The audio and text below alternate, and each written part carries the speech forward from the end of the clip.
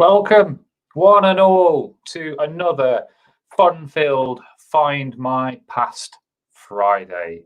We're here the end of the week.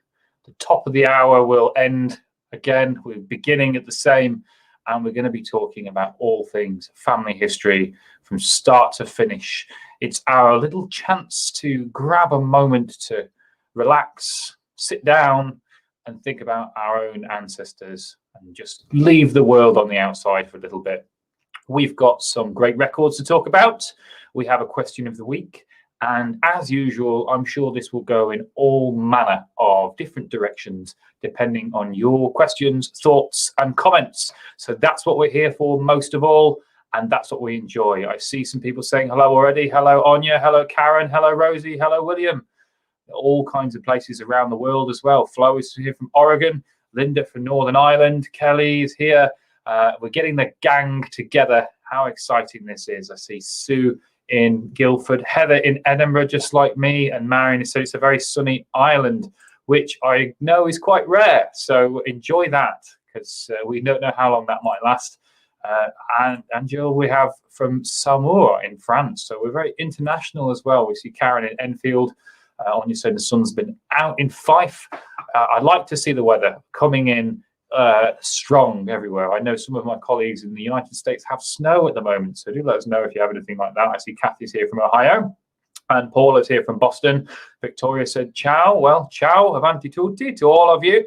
Beverly and Leighton Buzzard, and Nicole from Bilston. I've got some ancestors from there, so it's exciting to see someone local in. And I see lots of people saying hello from everywhere. How great.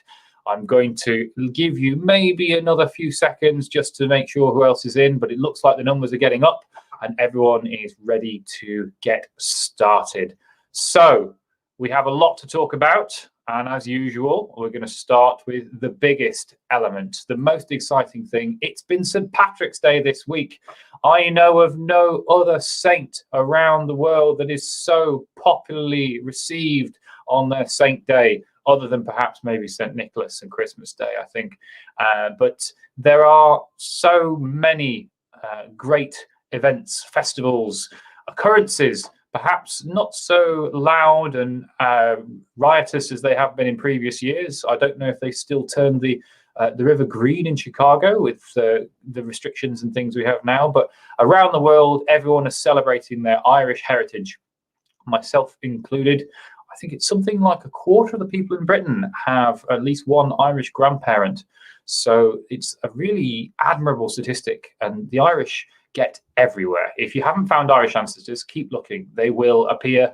I found them in all corners of the world, whether you have Australian roots, New Zealand, anywhere in Britain, Scotland especially, particularly in the west of Scotland, but also some of the larger urban locations like Dundee in the east, parts of Fife and other elements.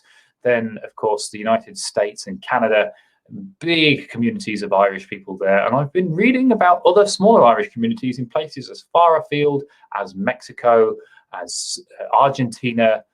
They really do travel, and it's fascinating to know that the Irish are so regarded as the natural storytellers of the world, those who have a connection to their heritage more than many other cultures, and people who are so happily greeted wherever they go, although that hasn't historically always been the case. And there have been some terrible things that we can learn about from the 1800s and so, particularly in some earlier records. And we can see that hardship their ancestors may have gone through, which is equally as important to see. But it's great that we can all gather together and talk about these elements. So it's fantastic that St. Patrick's Day has happened, and we have some St. Patrick's Day records for you. So I don't know if any of you decided to celebrate with an Irish whiskey or a pint of the black stuff. Yes, I'm talking about Guinness. Guinness is an age-old institution. Arthur Guinness established his brewery in Dublin in 1759. It's still going. Guinness don't run any pubs. They don't sell their own beer. They pass it on, they distribute it, and they are one of the largest breweries in Britain for centuries. They're a huge brand and something that everyone recognises. I don't know if it tastes different when it travels. I know a lot of people say that. I've had one and it wasn't to my taste, but it did taste better in Dublin, I have to admit. And so I can say that. But perhaps some of you are more keen on it. But all of those people that worked to create this age-old brand, this big thing that we talk about, the iconic Irish institution, those records of those employees are on our website. And of course, those Guinness employees are something that we love more than anything because they're occupational records and they give unprecedented detail. They give you dates of birth, they give you dates of marriage, dates of death, name of spouse. A lot of details included in these documents, and they could be the missing link to get you a little bit further in your Irish family history. So very, very exciting. Not a massive collection, just about 8,000 records, but a very, very useful one, particularly for those of you who have ancestors that work for the Guinness company. And then we have the larger collection. We have Clare Poor Law Union's Board of Guardians minute books. Try and say that quickly. Over 500,000 records in this collection. Big thing.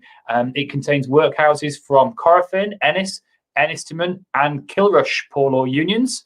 And you'll find all the information about the day-to-day running of the Poor Law Union itself. So you'll see the institutions talk about their inmates, the staff, the suppliers. Very, very important, very, very exciting to find your ancestor in there, because it may tell you when they were admitted, when they left, anyone maybe had a child in the workhouse, anything like that. All of that can be inside. Lots of detail and lots of stories, which is what we want particularly. And of course, for the period that this covers, Ireland did go through a period of tremendous hardship, and your ancestor was perhaps more likely to have fallen on hard times and found themselves in a workhouse. It wasn't a permanent state of being. It could only have perhaps been for one occasion. But if they're in there, take a look here and find their records. And Clare is one of those counties that has a fairly substantial population. So it's worth taking a look and worth seeing what you might find. So what an exciting St. Patrick's Day gathering. Of course, there's never a 5 past Friday without something for everyone. We try. And so we've added some more records from Leicestershire as well. And so a little bit of addition because of privacy rules. We work forwards. So if you've got ancestors from Leicestershire, take a look at new baptisms, marriages, banns, burials from all over Leicestershire and Rutland. So that's exciting. There's a handy list of all of the different parishes that are included in the individual record collection page, or on the update that we have given. We do every week, and you'll see that on your homepage of the new records released. And then, of course, we turn to newspapers. As you can imagine, there's a little bit of an Irish slant in this week's editions. The Bankrupt and Insolvent Calendar, that looks like an exciting one, 1846, 1850, and 1866. Bassett's Chronicle, Belfast Weekly Telegraph, that's a big one, that, 1873 to 1917. The Cashel Gazette and Weekly Advertiser, 1865 to 1893. The Evening Irish Times, 1880 to 1895. The Evening News of Dublin, 1859 to 62. The Fermanagh Times, 1881 to 1900. The Mayo Examiner and West of Ireland Agricultural Commercial Reporter and Advertiser, that's another one to say quickly, 1868 to 1903. And the Ulster Football and Cycling News, 1888 to 1896. I know that football is a particularly popular topic when it comes to the British Newspaper Archive and the Find My Past newspapers. We also have some new additions to the Civil and Military Gazette of Lahore, for any of you who have Indian relatives or relatives that went over to India. The Drogheda Conservative from 1889, 1897 to 1908. And the General Advertiser for Dublin and all Ireland, big collection there from the 1830s to the 1850s. And also carrying on all the way to 1923. The Southport Visitor from 1910, and I believe this is Welsh, the Eatist from 1881. So a nice, exciting smattering of newspapers for you there, particularly if you have Irish relatives. But don't forget, things are syndicated, and that means, of course, it's published in a different newspaper to the local newspaper, which means that you may be looking for your ancestor in a local newspaper, but you might find them somewhere that you don't imagine. I found stories about my Dumfries ancestors in Kent. I found them anywhere that they could be talked about. If something was worth talking about, it was worth sharing. And if it was exciting enough, other newspapers would be interested in running it as well. So don't just limit yourself to your local newspaper, go and look at everyone you can find and look with the place that you're looking for as well to try and help you out. So that is the big tip for those. And it means that there's always a chance, no matter where these newspapers are from, of getting your ancestor. So every time I go back, perhaps every 6 to 8 weeks, and I look for the same people again in our newspapers, and I usually find something new. So it's really worth doing, particularly those exciting, interesting names. And there are so many discoveries just lurking underneath the surface. I see Marion is joining us from Northern Ireland, so that's exciting. Hopefully you'll enjoy those new newspapers. Karen's excited because her ancestors are from, husband's ancestors are from Rutland and Leicestershire, so hopefully they'll help you. And we have some more. Victoria has said the Guinness family bought Elvin Estate not far away in Thetford. The Guinness family are still with us today, and of course they have a very prominent family line. You'll find their entire family tree in a collection of Irish records called the Thrift, Crossham and Betham family lineages and genealogies, published books. They are on our website. They are abstracts, and they include records that have been destroyed in the Four Courts fire of 1922. So they're the only place you'll find some of the abstracts of some of these records. And it does include fully written out family trees. It's a really interesting set of records and really worth taking a look at as well if you're stuck in your Irish brick wall. So I noticed some people are answering the question of the week already. So we're going to get to that as well. Now we've covered all of those fantastic new additions, which is what's so exciting. Remember, always go in on a Friday, get to your homepage and click on our blog and the new records and see what's there. Also, join our newsletter. Make sure it comes into your inbox and tells you, because you'll never know when your week is happening, and that means that you're going to get everything you're looking for. Every time I find something that fits exactly, I know there's something I'm really excited about coming very shortly for my ancestors, and that's the day that I know I'm going to run to the website and I'm going to search and I maybe even book a day off and really go into it and see if I can find some new ancestors and tell some new stories. But every week someone is getting that experience. Someone is excitedly finding something new. Someone told me only yesterday that they had a lot of Clare relatives and they were digging through really eagerly. So I'm very excited to see if you find something as well. So we did meet, as you might remember, if you did come and join us earlier in the week. And I did say to tell me if you had a breakthrough or you found something new over the course of the week. So if you did, definitely let us know, and we can all celebrate together, because every new breakthrough is worth celebrating, and here we can pat each other on the back. Every family has one family historian, it seems, and we're it.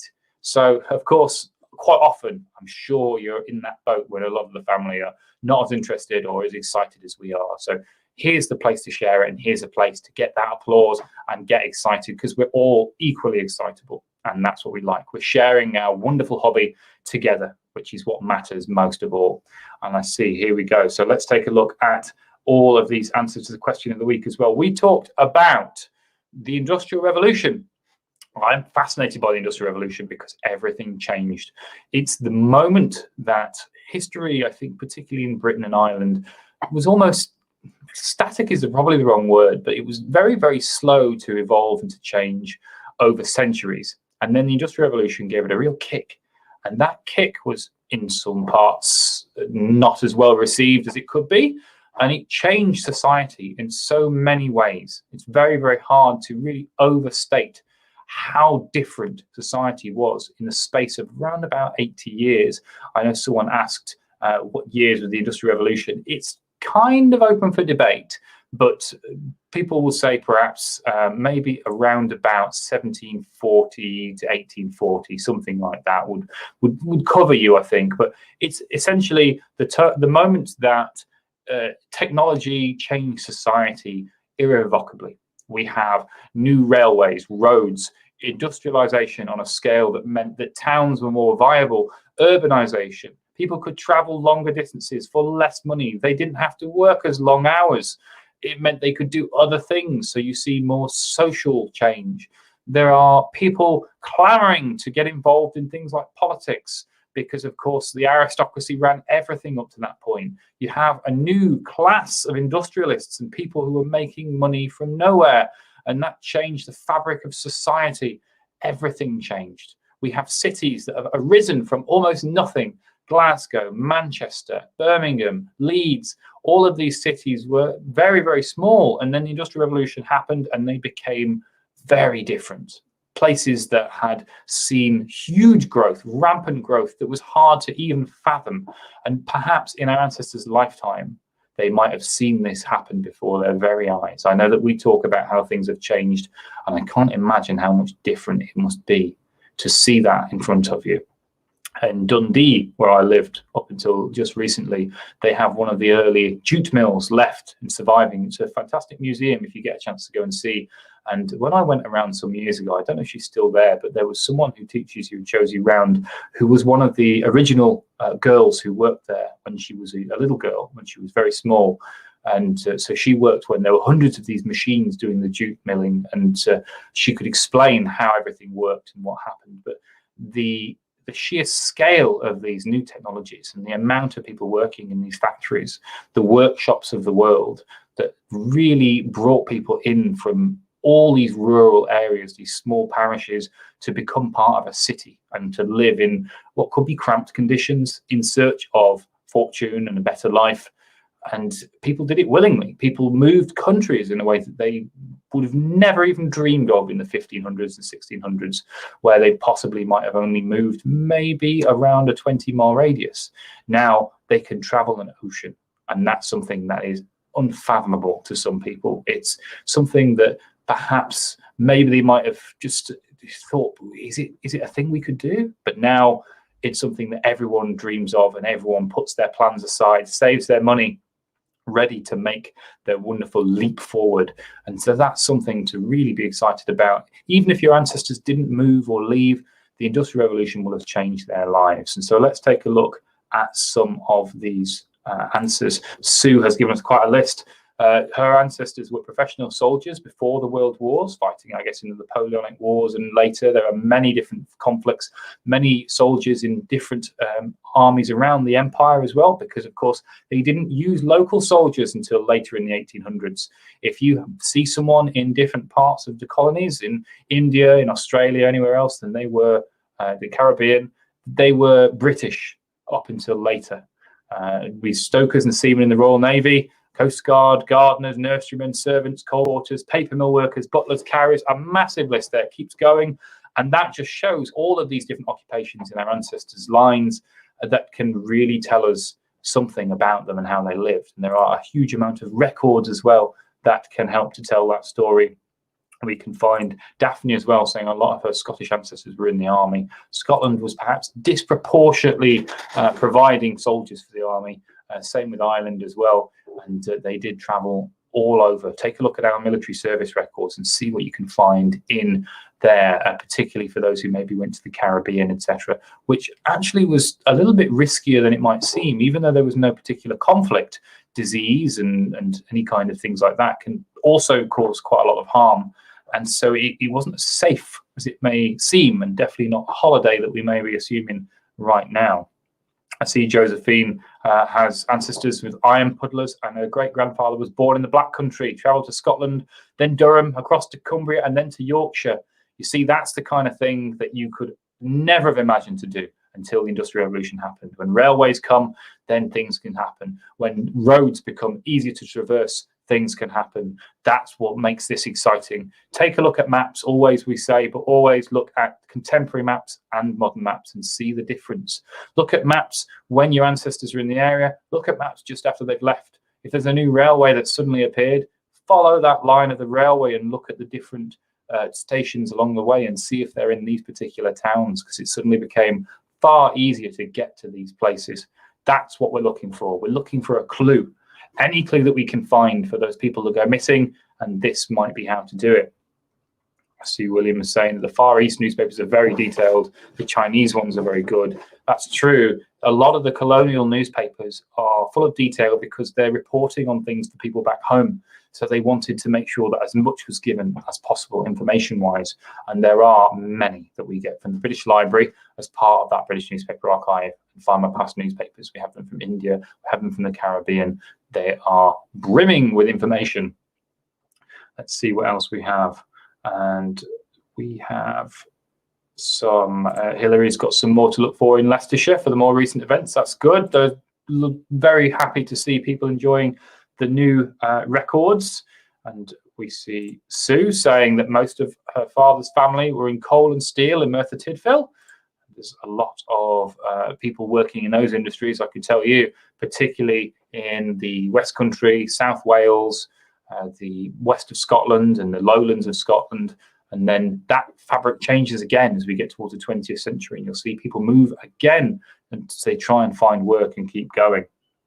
I see Mary is saying she's on week 2 of the University of Strathclyde genealogy course. Hopefully she'll finally figure out new ways to break through her brick walls.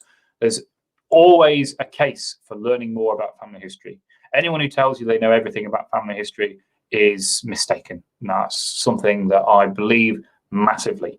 I don't know everything about family history. I don't know anyone that does. If you have an opportunity to learn more from anyone, grab it with both hands. Find out more. Any educational webinar, presentation, book, get hold of it and see what you can find. I know that we do some fantastic things here on Farmer Past Live and Farmer Past from Home. There are some great guests that will always have some great insight. But there are many other places as well, many other courses. And I know that course, the Future Learn course, is free to do. And that's by the University of Strathclyde. And that's really worth having a look at. If you're beginner, intermediate, even an expert, it's always worth seeing and checking in, especially as it costs you nothing, and to try and find out a little bit more. And maybe they'll give you a clue to something that you haven't thought about, or even a different way to frame your research. Because methodology is just as important as knowing about records. And so take a look at those as well. So I really recommend that course too. And so we see Sylvia's had a good breakthrough. Last Saturday, she discovered the missing ancestor she was looking for was living in Japan. This week has been a roller coaster. She's been able to find all sorts of things, culminating in the photos, some taken in Japan before the missing man came back to the UK. She was glad he lived long enough to appear on the 1939 register. See, that's a revelation. That's a great discovery, Sylvia. That's exciting. I'd love to see that photograph as well. You have to show me sometime. Jane has had a really big find. Over 140 letters sent between my father and his mother when he was a prisoner of war, plus some telegrams and official letters of notification. That's worth a round of applause. That's great. I hope there's some detail in there. I hope you transcribed them as well and just type them out, because then you'll be able to search by word. You'll be able to just control an F on your Word document or something like that and try and search by topic and things. And that's quite exciting and a really good way of quickly getting to things that you might not have thought about when you first search. And Emma's saying that there's a lot of Black Country representation today. Now, there's a really exciting guest that's coming in around about, let's say a week and a half, because I'm not very good with my dates, but they're going to be a lot of Black Country ancestors very happy with this presentation, me in particular. So I might have been chosen it particularly because of my own Black Country heritage, but I think you're going to really enjoy that. So keep your eyes peeled for the end of the month.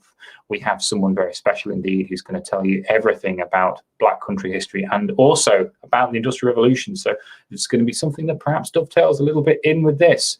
Anya's mentioned about those jute mills, the sheer noise. She remembers being told they created their own sign language to communicate over the noise of the machines. That's true. And also, of course, they employed children because their hands were so small. They could get into some of these cracks and nooks of the machines. And so there were some terrible accidents as well. Things, health and safety was definitely not what it is today. And it's something that meant that there have been some serious movements forward in social care and safety net that we didn't have at the time. We have some more people talking about different things. Janine has said her Allgoods invented Japanware in the mid-1700s in Pontypool and Usk, Wales. She has a teakottle from their shop. My third great-grandfather, Langley Allgood, travelled the country with family in tow, painting murals in churches. My Nulcampers were Sweekerbackers from Amsterdam. I may have mispronounced that. I apologise. My Jacksons were Weaver cotton dyers from Blakely in Lancashire. My Shepherds were coal miners from Darnell and Attercliffe in Yorkshire. My Bays were stocking framework knitters from Whitwick and Shepshed in Leicestershire. And is quite a span. And of course, again, Industrial Revolution helps you people move around and travel so much.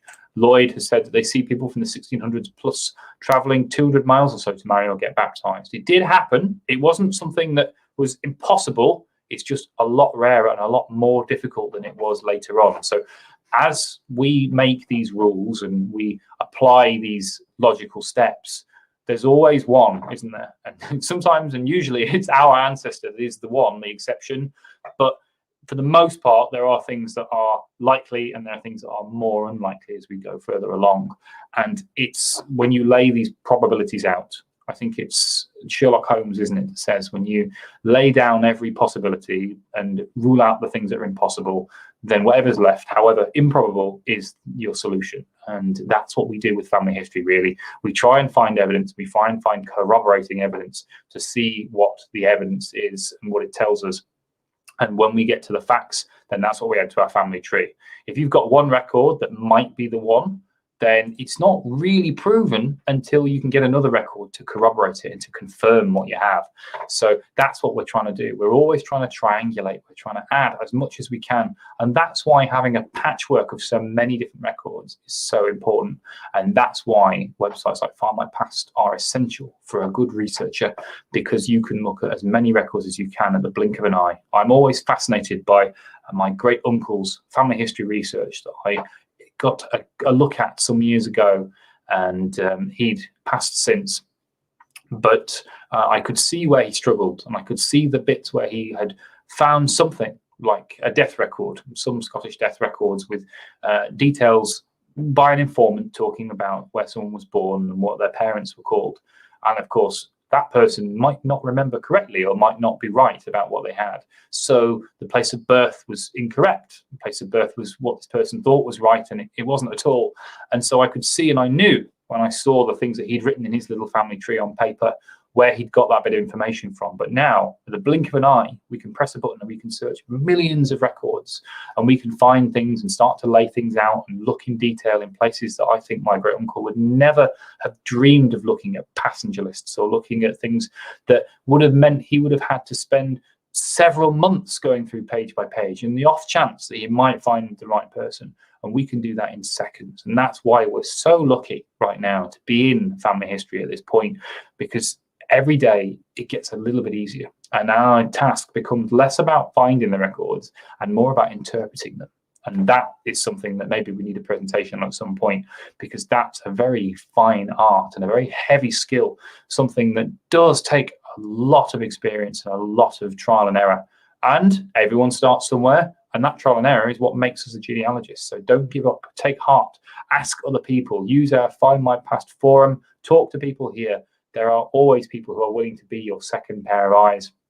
And I really get excited when I get to share a research conundrum with someone and watch as they also come up with the same problems I have, or they find a new solution. It's always great fun. And it's a shared thing as well, because family history is sometimes a little bit of a solitary hobby, and it doesn't have to be. I think there are some group things we can do that really do help. And so we're seeing a lot of other comments.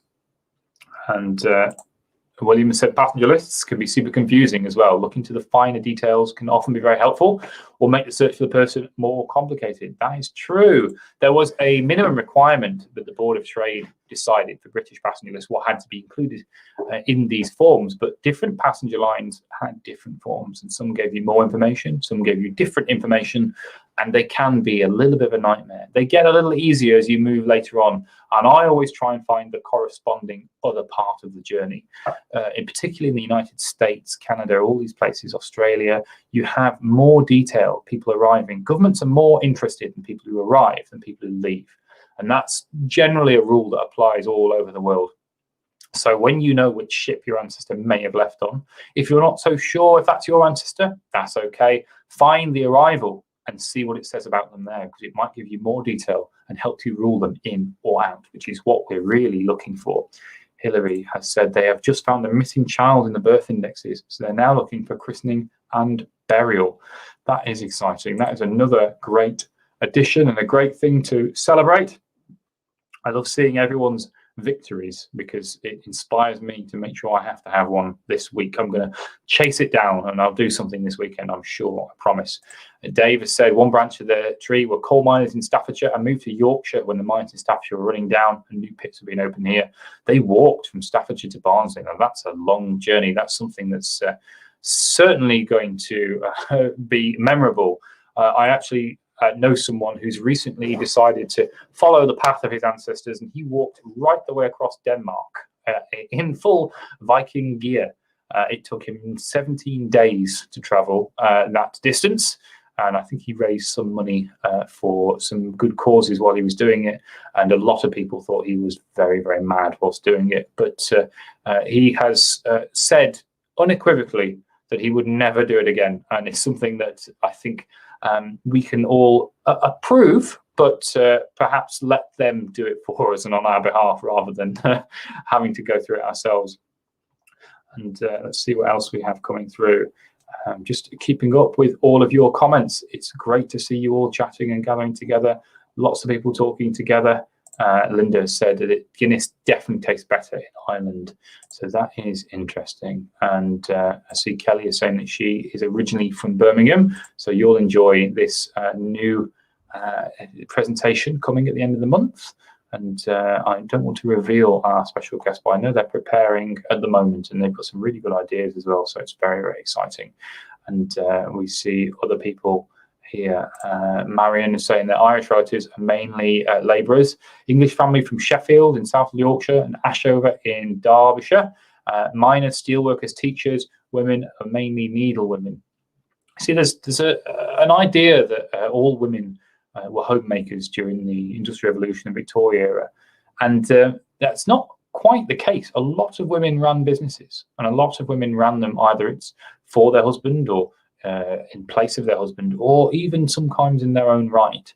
And it's great to tell that hidden story, because it's important that everyone has their story told. And there are many different resources and different ways to trace your female ancestors and find out more about the things they did.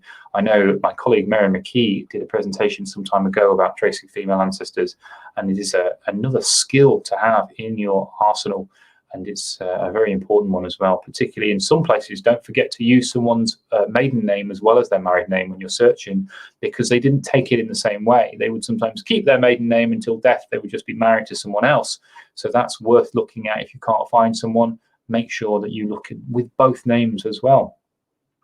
So let's see what else we have. Let's look at some. I see a question there from Dawn. I'm trying to find the birthplace of my 4 times great grandfather, John Collison, who was a United Empire loyalist who settled in Ontario, Canada, when granted 200 acres of land. On one must roll its states for place of birth, which I assume was Ireland, but only finding England as a possible birthplace for his name. Am I missing something in trying to find a birth in Ireland for him around 1765? No parent info or anything to go by either. So, Dawn, I have a story for you, as Alex is often ready to paraphrase my comment that I should be telling you a story. Here is one. When the Napoleonic Wars had finished, there were a lot of soldiers who fought, a lot of people entitled to a pension. And the British government thought, this is not a good state of affairs. There's a lot of money we owe to a lot of people, and this bill is only getting higher. So how can we fix this? And they offered people a deal. They offered them a choice. You could get some free land in Canada, your passage paid, you'll get some money, and you'll get a second batch of money as well to all of these veterans of the Napoleonic Wars. In exchange, you'll forego your pension and we'll take you off the rolls. And a lot of people took them up. And so they got their land and they got their money and they traveled to Canada. Part of the problem was that a lot of these men were disabled. They may have lost arms or legs, which isn't great for farming.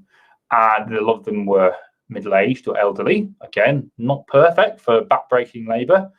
And a lot of them were given land in hardwood forests in very, very cold places, which again is not perfect for setting up a farm. But they did have money. And so a lot of people arrived, went to the local pub and spent a lot of that money. Some of them married locally. Some of them made new occupations with that money and invested it in different ways. But that is the source of a lot of people who came over to Canada at that point and were granted land. So one thing to look at in this case would be the British Army service records. They start in 1760 and they cover those people who were granted that land, and you'll have some detail in there. So look for his name in there and see what you can find. The same goes for anyone who's got an ancestor that mysteriously appears in Canada. Take a look in these service records and see if you'll find someone being granted land and someone then, of course, moving over to Canada. You'll see a record inside that service record of that happening, and that might be your smoking gun. That might be the thing you need to find the answer. So that's my tip for that. I see lots of people talking about miners and iron workers and things like that, which is those really industrial professions, aren't they, or occupations that have forged the modern world, haven't they? So that's really, really exciting to see. And let's see some more of these comments.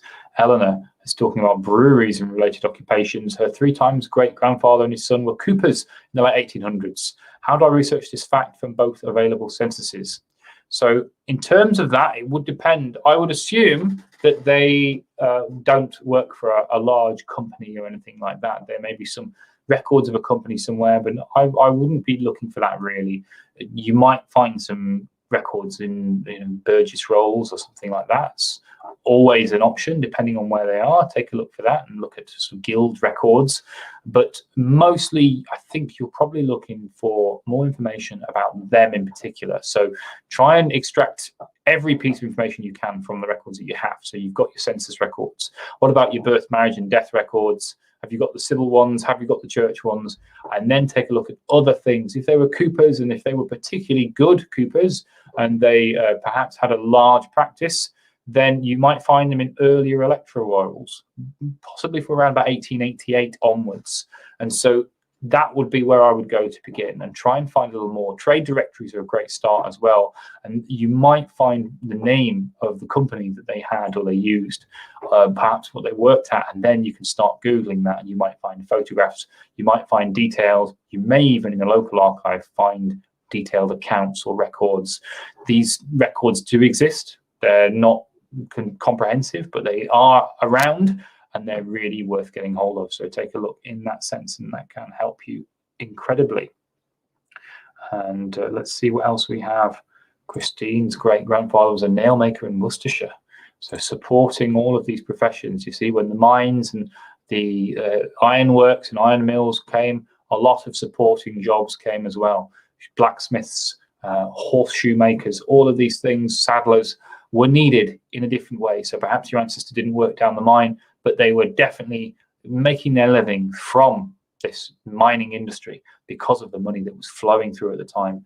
And plenty, of course, in, say, Cornwall and Devon, as those mines dried up, like Dave said, with his family, they then went looking for new work somewhere else. And that's where we see a lot of this migration around the country and around the world. I see some more people still coming and joining us. I see Debbie there from Dallas. Hello, Debbie.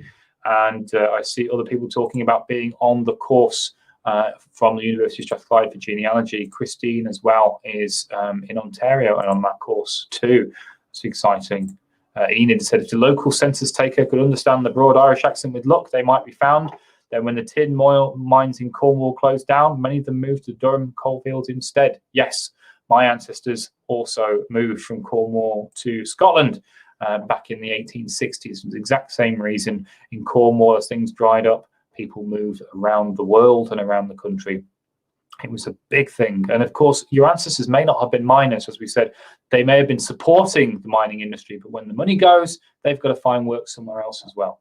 And so I have some ancestors that found their way to Salt Lake City in the end, back in, again, the 1860s, and they were only blacksmiths. They weren't, I say only, of course, it's always an important job, but they weren't working in the mines, but they obviously were getting their money from those people who were coming from the mines as well. So there are many people that leave as well.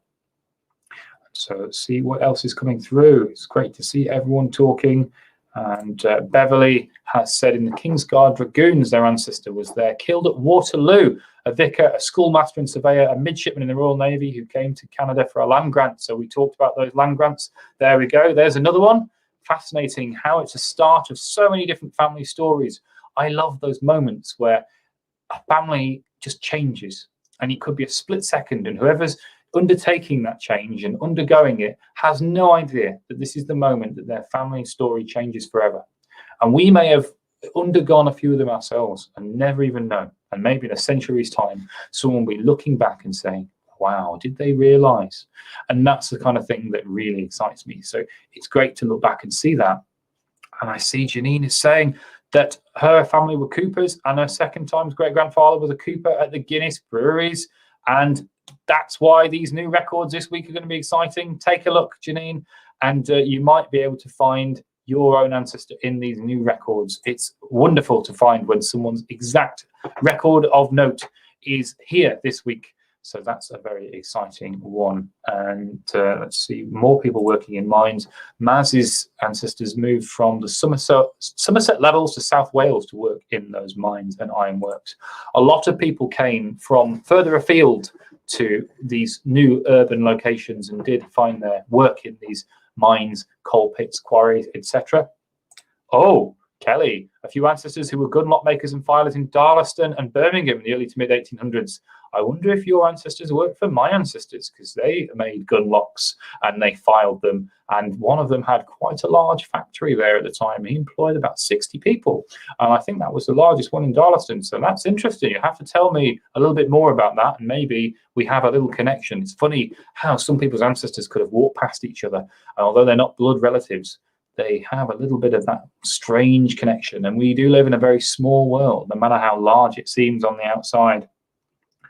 Matthew Donovan has a distant cousin who was William Gravett, FRS, 1806 to 1866, an engineer who worked, oh, that's exciting, with Sir Mark Isambard Brunel on the Thames Tunnel in London in the 1840s. I am always amazed at how brave those people were who went in those first tunnels underneath the Thames, because it must have been a very, very newfangled idea. And I just think I would have probably left it. I think it's the same idea that those people who made the first planes in the First World War, getting in one of those World War I planes, if you have any ancestors like that, then who were very brave indeed.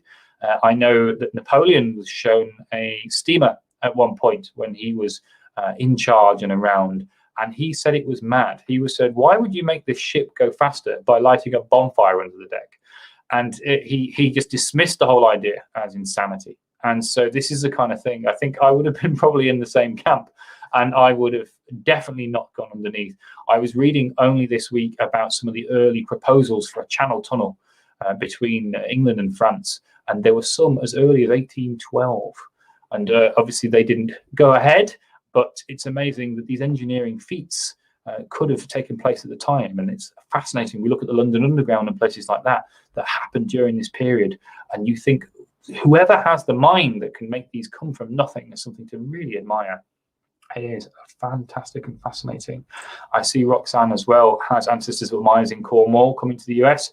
I know we've spoken before about the Cornish miners, and maybe we'll have to do another separate session about Cornwall and migration from Cornwall, because the mining agents that would catch those people from Cornwall and send them around the world and offer them steady jobs and free passage and work for them and homes for their family were very, very renowned, because of course those people in Cornwall were known for being great at what they did, and that means that they were sought after and they were worth paying this money and worth giving these jobs. And so you'll find Cornish miners in Australia, you'll find them in parts around Michigan, parts around New Jersey, all these areas, anywhere where there were mines. One of my own Cornish relatives ended up running a lot of mines in Minnesota and Michigan and around that area.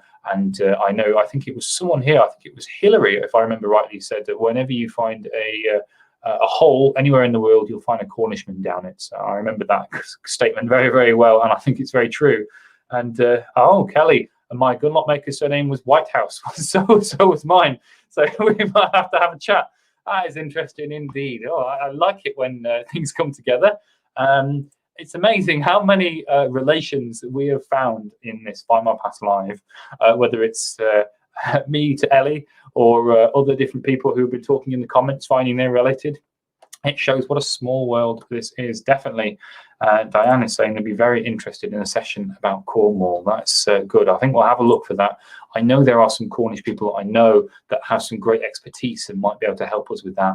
And I think I like a story that applies to other situations as well. So when we talk about the Black Country, we'll talk about industrialization and the Industrial Revolution, which mean if your ancestors are from any industrial city like Glasgow, Manchester, Sheffield, Leeds, it's still worth tuning in because you can learn some stuff about the process, about how things work, as well as, of course, it always being interesting to learn about a new part of the world. I think the same goes for Cornwall. There are lots of other areas that have a similar story that you might be able to apply some rules from, and you might be able to learn some techniques or some ideas that might help to inspire you to find some new elements as well. And I see Linda saying she lives in Warsaw. That's good, excellent. And I still have family there, so hopefully you're keeping them all safe. Maybe you're walking past them as well. So I find that really exciting. Roxanne as well saying a Cornwall session will be great. Let's look into that. I will dig through and I'll speak to Ellie, and I'm sure we will have something ready for you. So that's exciting. So I like that as well.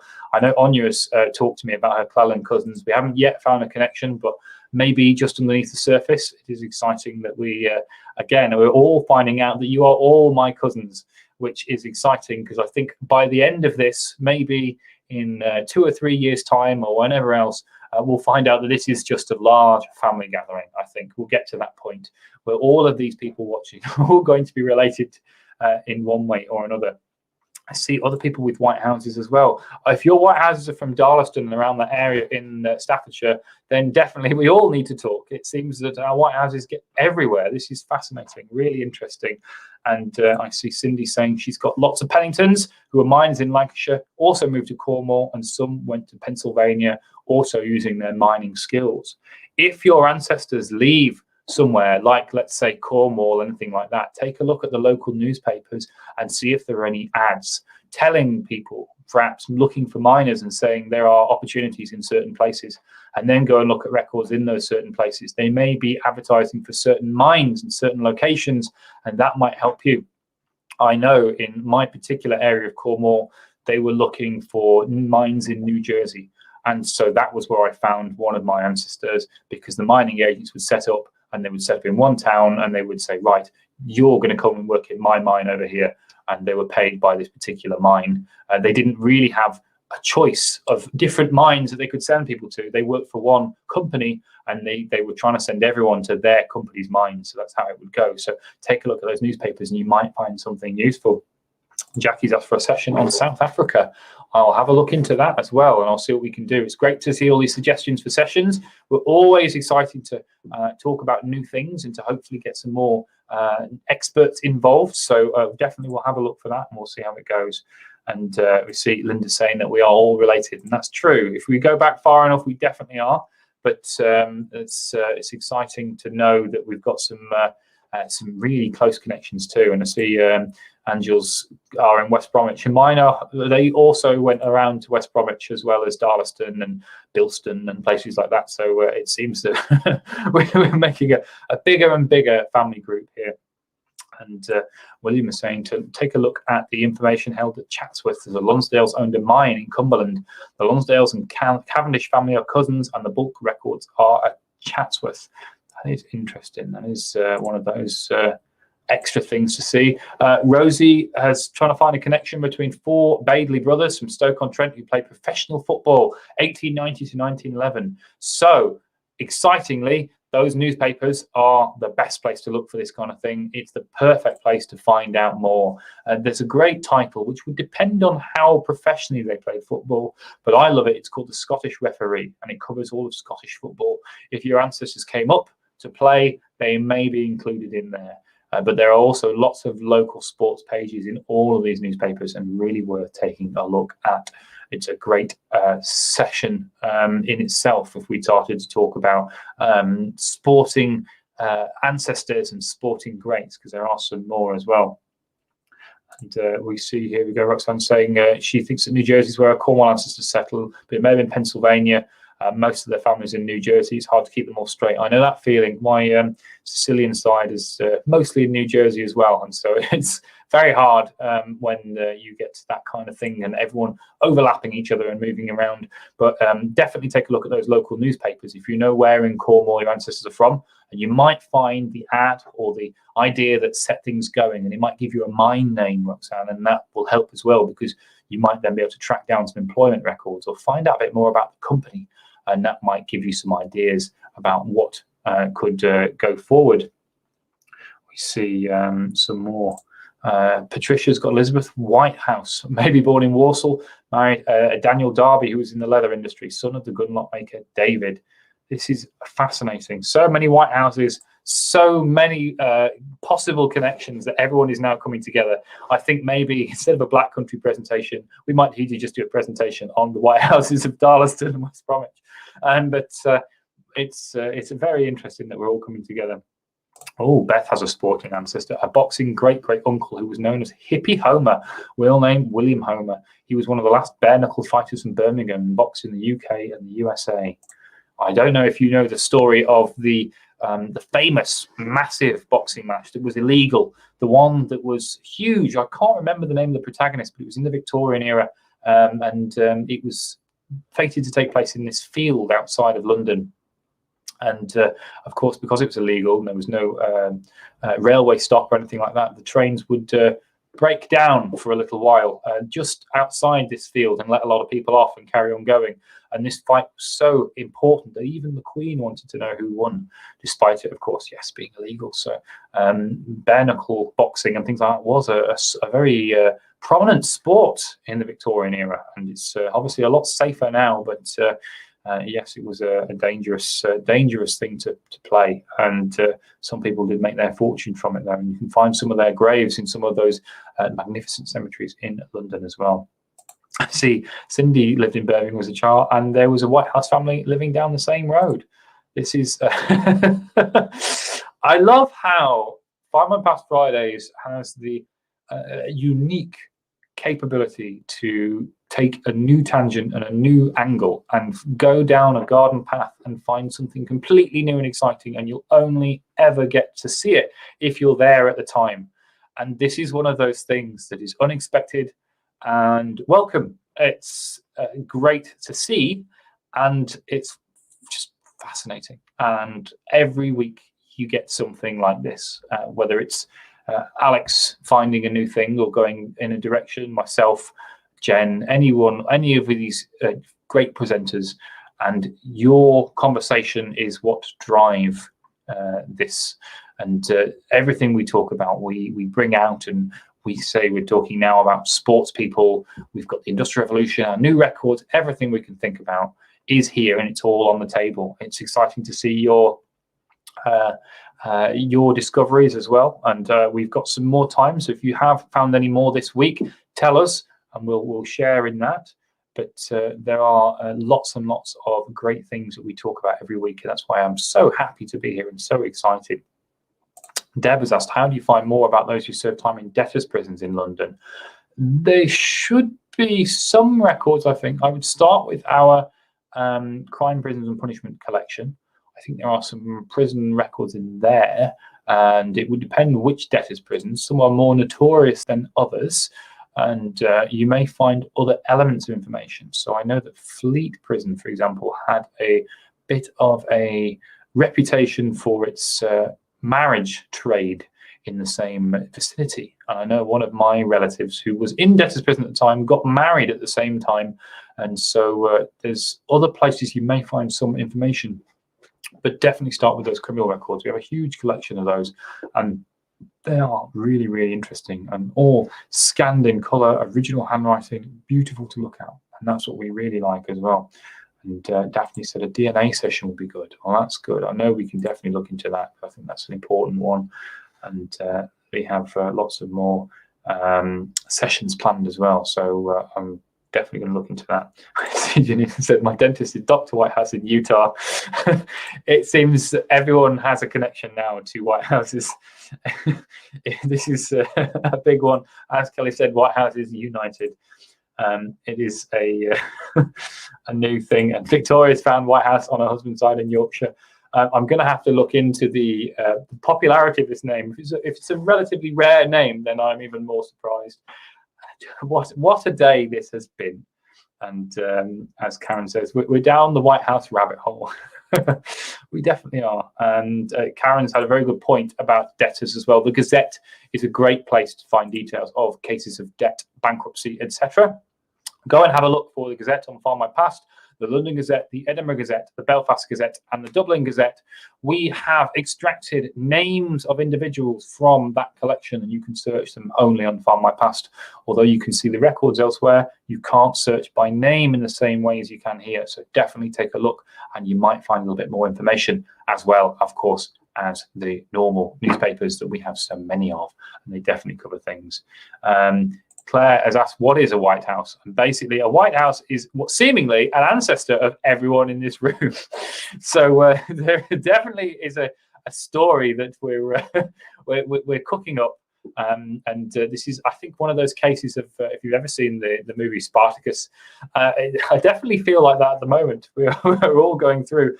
And yes, Beth has now found some White Houses in their family. William is saying, I think, yes, we maybe need to start with a surname every week and see what we have. And there's something for everyone. Anita's not got any White House, but maybe keep digging. Maybe we'll see. And Patricia and Carol also don't have any White Houses. And William has some whites, but no White Houses. And Sylvia not yet found some White Houses. But it looks like, by the case of watching this presentation and watching this chat, you will find some. It seems that everyone has a White House in their family. They just don't know it yet. Whether it's the same White House family, we are going to have to perhaps do some digging. I see Penny is joining in, and their first headmaster was a Mr. White House. And what a unique situation, and an unscripted, unplanned deviation from today's planned events, but such an exciting one. And as we run through to the end of the session, yes, we'll definitely have to talk on the Find My Past forum about this and see what we can pull together and see if we can find a connection. And that's something to look forward to. And maybe that means other people can watch and share in the same excitement, and maybe see if they can connect to the same families too. But it's very great to see you all again. And I know that as things are starting to open up and the weather's getting exciting and it's worth looking out the window again, family history starts to take a little bit of a back seat. And the great thing about family history is it's always here for you. And even while we've been inside, we've always had our family history to look back on, to be inspired by our ancestors, the ones who have gone through these hardships, as we have gone through some hardships in the past year. And who would have believed that it would be a whole year that we'd be doing things like this? And we can take that inspiration, and perhaps the garden might need some work or anything like that, but our ancestors are still here waiting for us. And these kind of gatherings are still here with us and waiting for us as well. And I hope that as things start to brighten up and as we start to go outside a little more, you'll still keep tuning in and keep joining us and keep sharing all those great discoveries that you might find, because it not only inspires us, it inspires me to hear them, and it inspires, I think, everyone else when they see someone find some great things to hopefully do the same. And there are new records every single week on Find My Past, and there are new opportunities to find that bit of inspiration, to get excited. Family history matters so much to so many people, and it's something that I'm so delighted to share with you every time I come on and every time we talk. And we see these, again, great little connections that get teased out through our conversations and chats, and I see you chatting to each other, and it's a really great thing to be a part of. And I hope to see you over and over the coming weeks and months. I really hope, especially all of these people with their White House connections or their Black Country connections, anyone with family from West Midlands and the industrial areas, I think it'll be the 31st of March, it will be this presentation. So keep your eyes peeled for that. And our fantastic guest, I think, will hopefully answer some questions. So get your questions ready and see what we can come back with. We might have to do a White House case study, see what we can get through. But it's very lovely to join you and to be in your homes without having to break any quarantine rules. And so thank you for letting all of us in, not just myself, but all of the Find My Past team, because we all have our own unique perspectives and takes and expertise. And by sharing with us your own expertise and takes, I've learned some new things too. And I think everyone else is learning together, and that's what really excites me, and that's what's really inspirational. So please do keep on finding new things and keep coming back and telling us about them. Hopefully this week's new records have been useful for you, but if they aren't your ancestors, don't worry, because every week there's something new, and every week there's a new chance to find them. There are some particularly good records coming over the next few months I'm almost ready to talk about, so don't give up. Keep looking, look in new ways, look in new places, and talk to new people, because those new people might be connections that you don't even know about, as we've just seen. Who knows? The person that you walk past in the street today may be your 5th, 6th, 7th cousin. All we have to do is do the research, and that's what we're all doing together. We're doing that research. So thank you very much. I'm looking forward to seeing you again. I think it may be the 31st I see you next. But when I do see you, please tell me all of the great things that you've found again. And please do keep talking to each other, keep using that Find My Past forum, and keep discovering new things, because it's so fantastically important and so inspirational. Thank you very much for joining us, and I hope to see you very soon.